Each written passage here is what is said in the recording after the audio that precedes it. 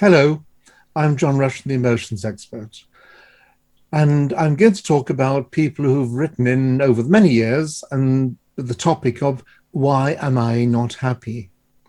And it's an interesting topic because quite often when they write and say, I don't know why I'm not happy because, and then they give me a list of things, they tabulate down that their finances are fine, their health's fine, where their living is fine, their work is fine, they've got some nice people around them, they're constantly active, they're out and about, seeing people, going places, eating, drinking, whatever it is. And everything is literally, in inverted commas, fine. Yet at the end of the day, they feel there's something missing. They feel that there's something quite sort of dull in their lives. It's not hitting the right notes, not hitting the right mark.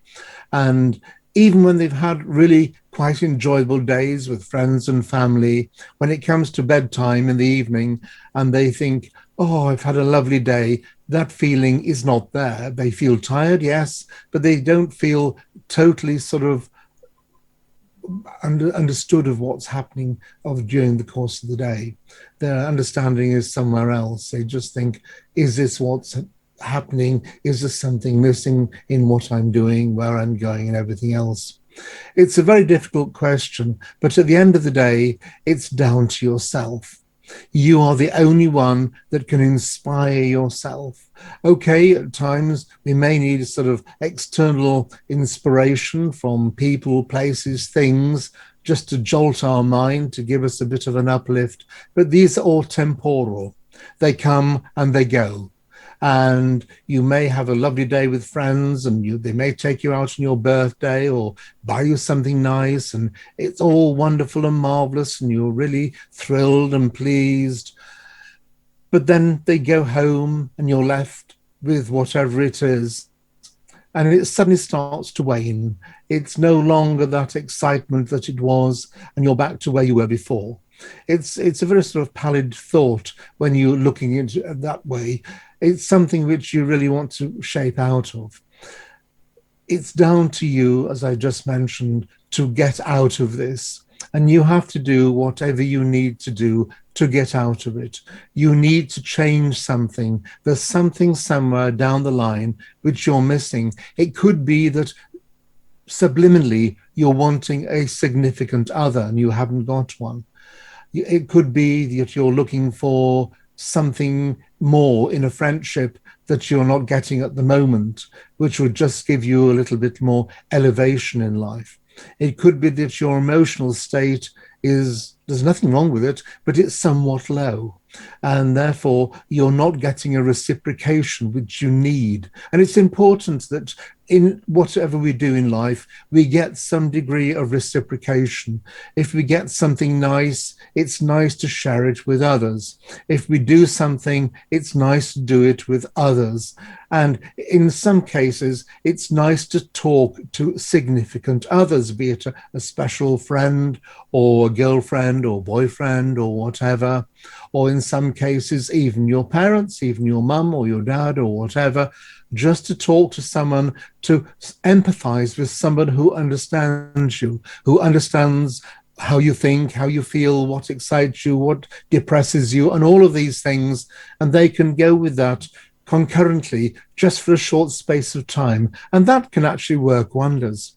But to get out of this feeling of, well, I don't know what I've got to do to make myself happy, it starts with you.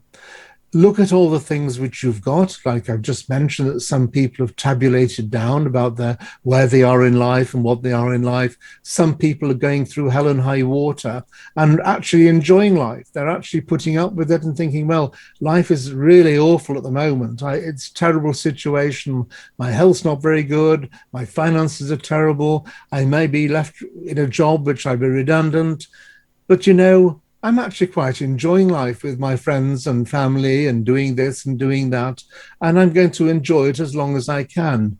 And with that attitude, you can perpetuate things. You can build up on things. You can grasp at things which come your way. Sometimes complacency is the biggest killer. When you say, everything is fine, everything is all right, everything is this, everything is that, everything is something else. And you're saying it almost sort of run of the mill.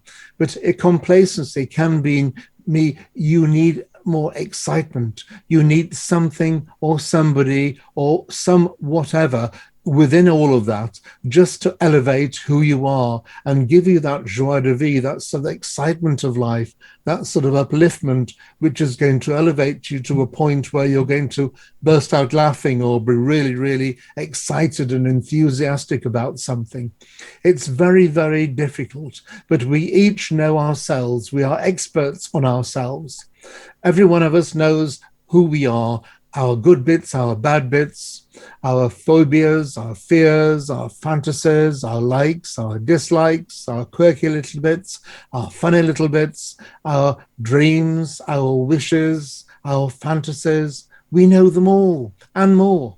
And so we can pull upon all of those to think, well, what do I need to do to stimulate those or to get me in a position where those come to the fore and they're not just something in the distant part of my brain which is lying dormant? What do I need to do to move forward, to get excited again, to give me this sort of upliftment which is sadly missing? And once you've done this and tried new things, go to new places, see new sights, try and see new people, try and do everything. And it doesn't matter if you fail or you've gone to places and you've come home and you think, oh, well, that was a waste of time, wasn't it? It doesn't matter, because the mere fact by doing that, you've actually moved forward. Subliminally, you've moved quite a bit forward. And it's often the failures in life that give the excitement and the successes their kudos and make you feel good, because if you know what you don't like, getting to know what you do like is getting better and better and better. And you're gaining more knowledge and information in doing so.